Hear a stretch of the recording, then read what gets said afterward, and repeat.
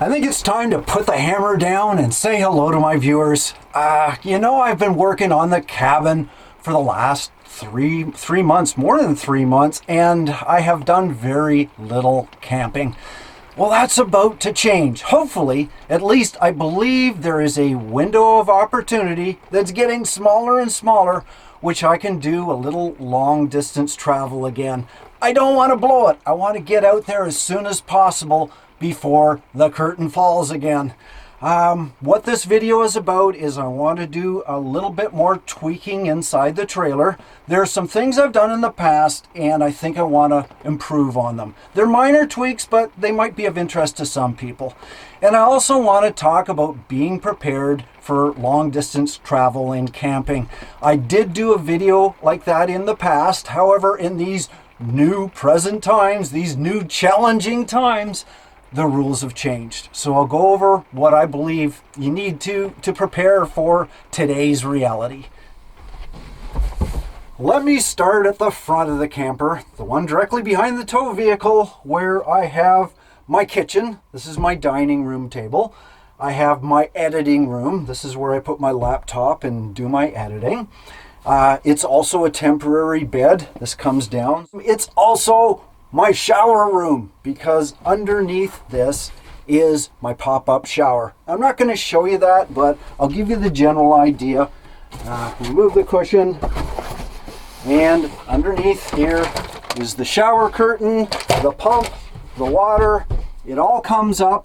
What I will show you, just the rod I keep here. This is how I designed the shower to go in its place, and these just fit in like that, and that loops in like there, and the shower curtain comes down. Easy concept. I can stand up. You see I've got just enough room to stand underneath here.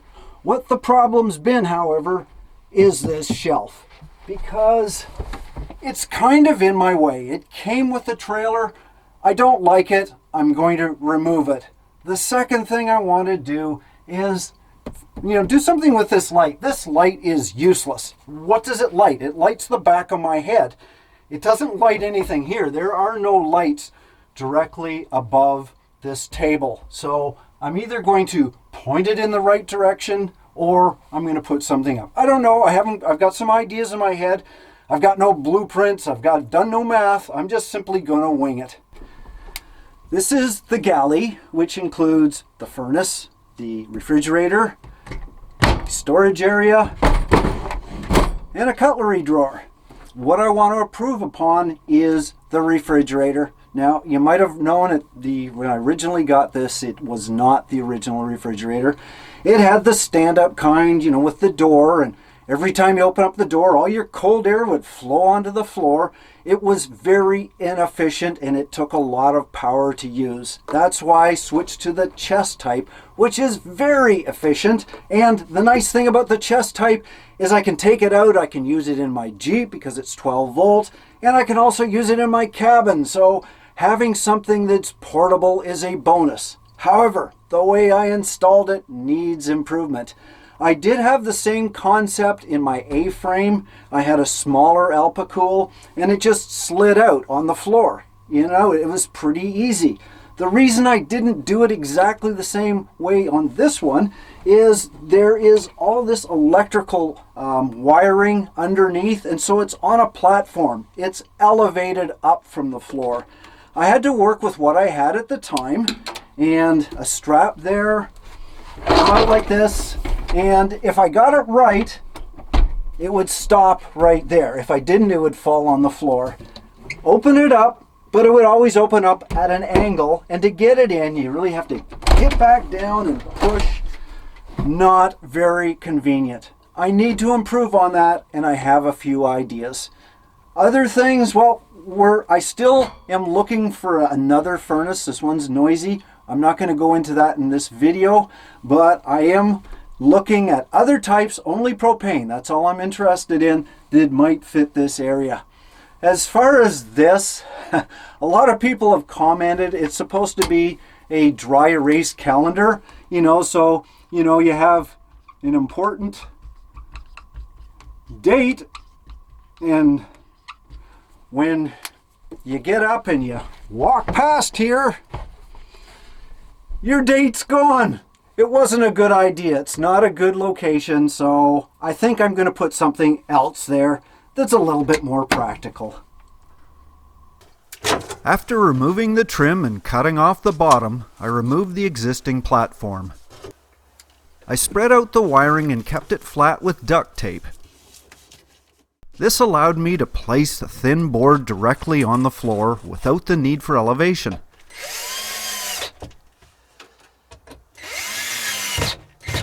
I removed the plastic wheels from an appliance roller and screwed them into the edge of 2 wood strips. These were fastened to the existing platform supports. The fridge now has a smooth path to slide across. I took a retractable badge holder and clipped it to the furnace grill. The strap was attached to the appliance cord, so it retracts when the fridge slides back in place.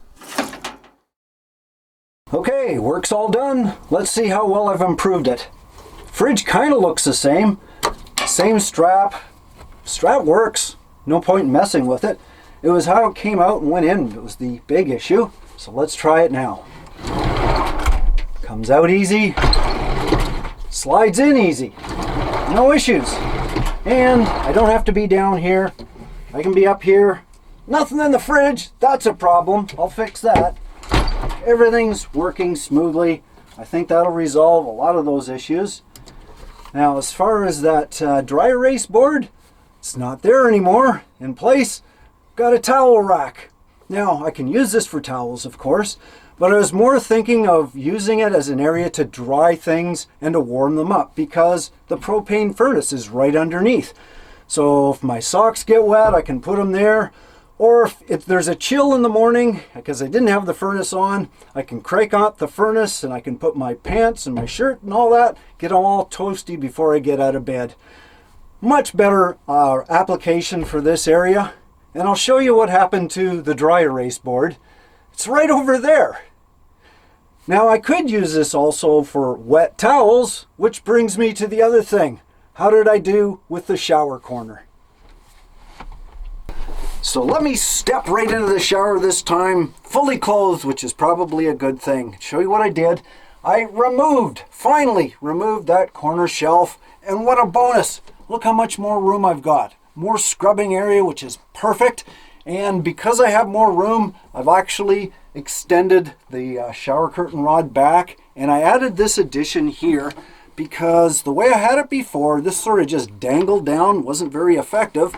But now that I've made this little holder here, I just put the hose in, slide that back, and it's there. Hands-free, showers down, really good angle, a little higher. I don't have to crouch down as much. So I think this is going to work absolutely perfectly. It's going to clean up my act a little bit. Now, this all comes apart and fits in the base and up here. I'm not going to do that right now, but I wanted to show you one other thing, and that's there used to be a light here, which was kind of useless. So I put another light here, which is very useful because it's above the table. Now I can see what I'm eating for a change, and it's attached right to the valance. Use the same wiring, and I just put an on-off switch. Yeah, that's going to light up my life as well. Bonus! I love when things get improved upon. Well, I think that's enough talk about tweaking. I need to talk about what I bring on a long trip, especially one that starts in the winter time. This is the area I typically sleep, and yeah, that's my good old migrating duck print sleeping bag down to minus 15 Celsius, so it's nice and cozy. Now I use this sleeping bag whether it's hot or cold, winter or summer. If it's too hot in the summertime or down south, I use it for padding, and I have a lighter sleeping bag I put on top. Other things, I've got the nets up here, which I just throw lighter stuff like hats and towels. My Lucy light, got a flashlight I keep by the bed. If something's wandering around, if I hear something outside, I know where the flashlight is. Reading light. And my hanging shelf right here, which has socks, tissues, a warm t-shirt. If it gets too cold, I know where all that stuff is so I can keep a little bit warmer. Nothing really changes here, most of the changes are what's stored underneath. Now it's a little cramped down here, so bear with me. But underneath the bed, strapped in so nothing slides out during transportation, it's mostly my clothes closet, amongst other things, and I've divided it into two categories. I have a gym bag, which is kind of like a day bag, because I'm heading out in the winter, and it's very unlikely I'm going to be camping the first few days. Chances are I'm going to drive until it's dark, and I'm going to pull over at a motel. So I need quick clothing, toiletries. That's this bag here. Everything I need in an emergency goes in this bag, so it's easy to find, easy to get out and use it when I need it. Behind here is my omnidirectional antenna. When I'm camping, especially in remote areas, I don't always have a good signal. So I need a booster, which I have the Wii Boost, which I keep in the Jeep. But the antenna I keep underneath here, just safe and secure. And way in the back here is my auxiliary power station. This is the Jackery. Extremely handy to have. Although I have solar power and I have a battery on board the trailer, this is my auxiliary power. And the nice thing about this, if should something happen to anything in the trailer, I can still power my refrigerator and other things with the Jackery, and I can charge it in the car. I don't have to bring it out here. While I'm driving, I can actually be charging it, so it's perfect. I definitely recommend auxiliary power. It doesn't have to be a Jackery. There's other companies, but yeah, I wouldn't live without it now. Now, this side. This is my main storage for jeans, t-shirts, my summer clothing. Doesn't seem much, but I'm a pretty simple guy. Jeans and t-shirts is usually all I need. So that's most of it there. And one other thing hidden way in the back, and a lot of people still don't realize I have it, is my Dometic portable porta-potty. It's my toilet. I don't use it much, but I do bring it. And the reason I bring it is because, especially in times of crisis, there's a lot of times that they will close rest stops. Some campsites will close their toilets. You may just be stuck, especially if you have to self-isolate. It's good to have something like this on board. Now, I never ever use it wet. I don't use that blue junk. I don't fill it up with water because that's going to freeze. I know I will be below freezing sometimes, and I don't want that issue. I use it dry. I just simply use bags inside. You can get those gel bags that absorb moisture and odors. I do actually have some in the other storage area, but I never use it wet, so it never gets dirty. So yeah, I can still use it for my bean dip in an emergency. So that's that part. But while I'm down here, I might as well show you what I've got stored in this cupboard right here, and that's mostly my dry goods. Now I've got a little bar I keep so things don't slide out while I'm traveling. But this is mostly the stuff I have in pouches. Noodles, some East Indian dishes, some pastaroni, some golden hash browns. This is mostly the packaged stuff, jambalaya, things that are quick and things that are light, things that I may not get in a gas station, that it's better to carry them with me. In the back there, you can see the Raisin Bran. Now, I usually have Kellogg's Raisin Bran. Unfortunately, at the time of this video, there is a Raisin Bran strike. Can you believe it? So I had to get an alternative. I also have some instant rice there and some pasta. And this is my can box, I should say. All the canned goods. I've got some mild chopped tomatoes, lots of beans, some vegetarian bouillon, just general, some soup, the canned goods, stuff you just heat and serve. Oh yeah, the wheat gluten, that's a must-have for me. Things that you can't get normally can go in here. I definitely recommend you bring, even at the start, enough groceries for a week. Now that kind of seems silly, buying stuff in Canada when you know it's cheaper in the US, but start off with everything because you don't know what's going to happen. It's better to get it beforehand, and yeah, once you get settled, you can resupply. Okay, that's that. Now there's two areas in the back here. I've got to show you what's in them.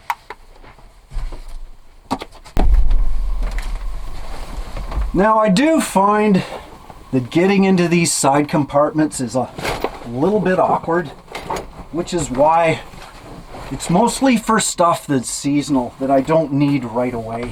So I've got to move the cushion and this to reveal that storage area. Now, one thing that's really important to me is an electric blanket. This is a 12-volt electric blanket, and when the heat doesn't work or you're trying to conserve energy if your battery's getting low, and if your sleeping bag for some reason isn't warm enough, use an electric blanket. Try to get one that doesn't use a lot of current, low amps or watts, like 30 or 40 watts. And one that doesn't shut off in an hour, because that's no good in the middle of the night. It's very handy. Always bring it. Another essential, especially where I'm going now, is damp red. Now, this is the hanging kind. Don't get those silly jars. They don't work. Anytime there's a lot of humidity, I hang that up. It works great. I don't have a dehumidifier, so this is the next best thing. I've got miscellaneous stuff, mostly seasonal or stuff like, a hair dryer I don't need right now. I've got the Thermacell insect repellent, some wires, various electronic devices I don't really need right now. I've got a fold-up chair, and way in the back, which you can't really see, is my summer sleeping bag. So if this one's a little too hot, I use that. So that's most of it, so I'm going to put that back. Sometimes I also store extra food in here, especially if I get a deal or if I want to put more of the weight in the back of the trailer. I'm always conscious as to how things are as far as weights. You don't want too much on the side. Now I've got a lot of cans on this side, so I think actually if I do storage for food, it's going to be on that side. Now inside, first item is this pail, and this is for water purification.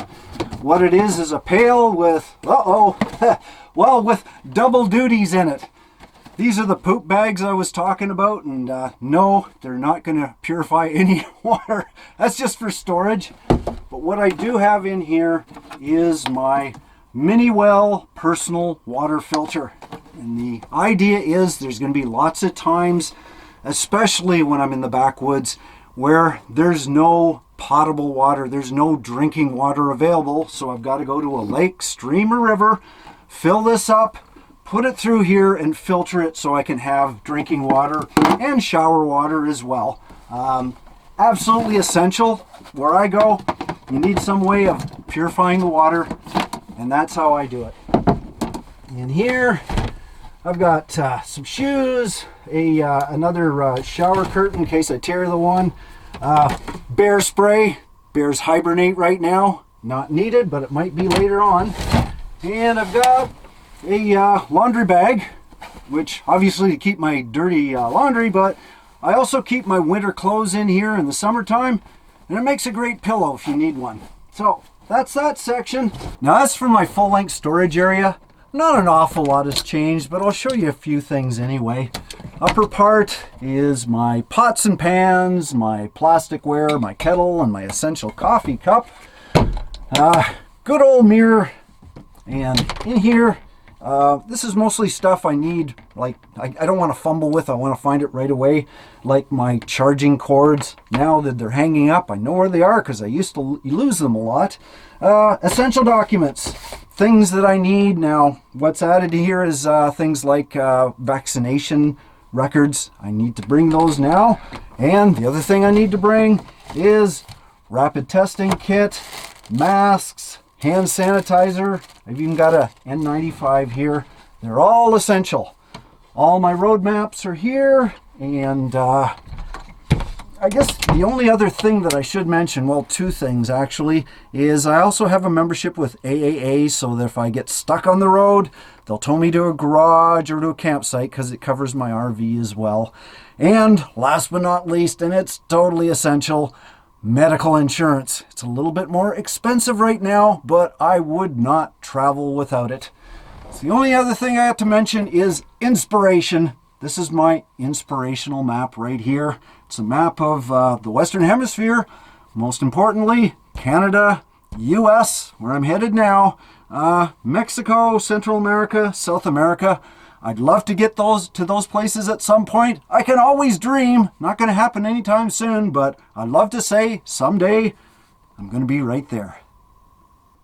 Well, as I was doing my packing tour, a miraculous thing happened because now there's stuff in the fridge.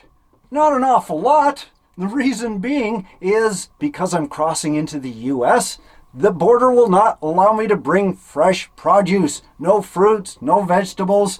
Few little items that I can't get at a gas station like veggie dogs. But the more essential thing is good beer. Can you imagine what's going to happen if I get into a gas station and the only thing they have is Coors Light? Oh, scary thought. Well, I think that's enough about storage. There's only one more important note, and that up here is where my first aid kit is. But let's switch topics to something I haven't discussed in a long time, and that's batteries. 12-volt battery. I run on solar. The camper has its own battery, which is usually underneath here. I used to use deep cycle batteries, just cheap ones from Walmart. They wouldn't last even a year.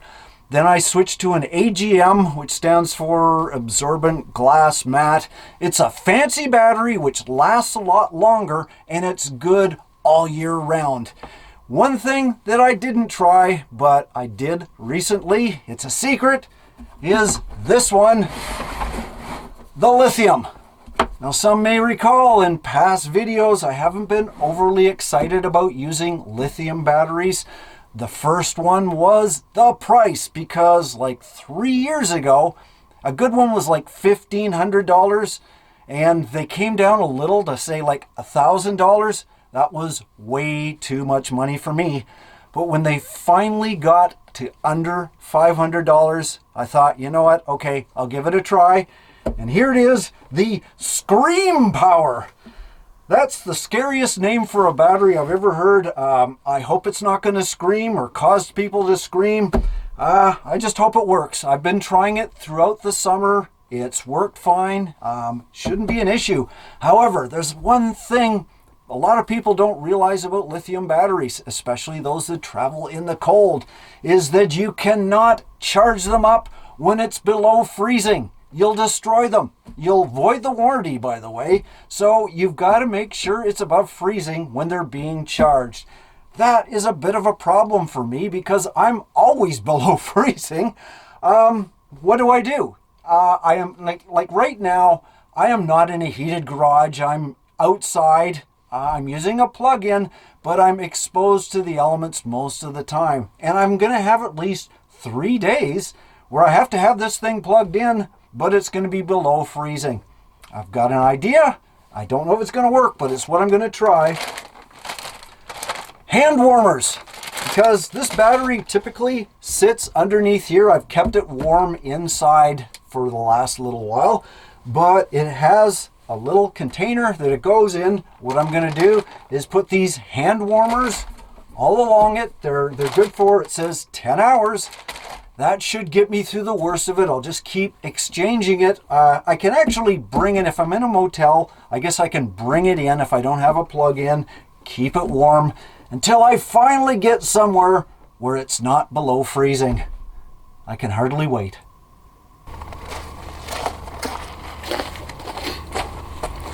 So let's face it, this is not a good time to travel. But there hasn't been many good times to travel in quite some time. And at some point, you've just got to say, well, is this time right for me? Have I taken all the necessary steps? And I believe I have. I've got a couple of shots. I've even taken the flu shot. The only thing I haven't done is got a booster because there's none available here in the immediate future. However, if I go down to Maine, I can get one in a couple of days. And so I think that's what I'm going to do. I'm going to obviously stay informed, be very cautious. Like, yeah, I'm a little nervous, obviously, but if anybody can avoid crowds, it's me. I do it well, but I'd still want to meet people. I'm hoping to meet other campers and hikers and maybe even say hello to some of my viewers. Who knows? I'm going to enjoy it. I am going to be careful, and I'm really hoping everything goes well. Wish me luck, but after I'm done here, I'm off. I hope you enjoyed this video. Check out my others as well.